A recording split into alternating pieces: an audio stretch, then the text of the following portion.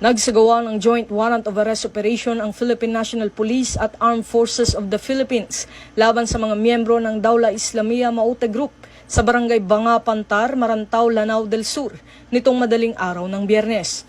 Pinangunahan ng Criminal Investigation and Detection Group Regional Field Unit BAR ang operasyon katuwang ang mga unit ng Philippine Army at Intelligence Units alinsunod sa PNP Focus Agenda, partikular sa Enhanced Managing Police Operations at sa direktiba ni Pangulong Ferdinand Bongbong Marcos Jr. na paigtingin ang kampanya laban sa mga wanted persons at lawless elements. Ayon sa ulat, habang isinisilbi ang mga warrant, nakasagupa ng operatiba ang mga target na suspect na nauwi sa halos 1 oras na palitan ng putok. Tiniyak ng mga otoridad na sinunod ang maximum tolerance at naingatan ang kaligtasan ng mga residente sa lugar.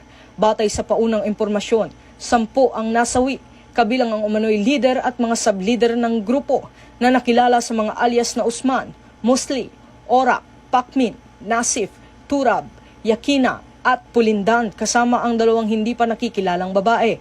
Ang grupo ay may kinakaharap na kaso gaya ng murder, kidnapping at serious illegal detention. Na-recover sa lugar ang mga baril, bala, mobile phones, electronic components at mga IED materials kabilang ang detonating cord, blasting caps at improvised grenades.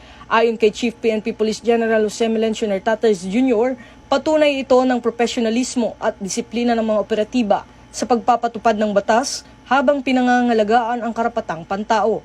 Patuloy naman ang follow-up operations ng PNP at AFP para sa verifikasyon ng mga nasawi, pagproseso ng ebidensya at pagtukoy sa iba pang kasabwat bilang bahagi ng pinaigting na kampanya laban sa terorismo at upang matiyak ang tuloy-tuloy na kapayapaan at seguridad sa Mindanao. Ito ang bagong PNP para sa bagong Pilipinas, serbisyong mabilis, tapat at nararamdaman. Mula rito sa PNP National Headquarters, ako ang inyong PNN correspondent, Patrolman Don Brosas, alagad ng batas, tagataguyod ng Balitang Pulis.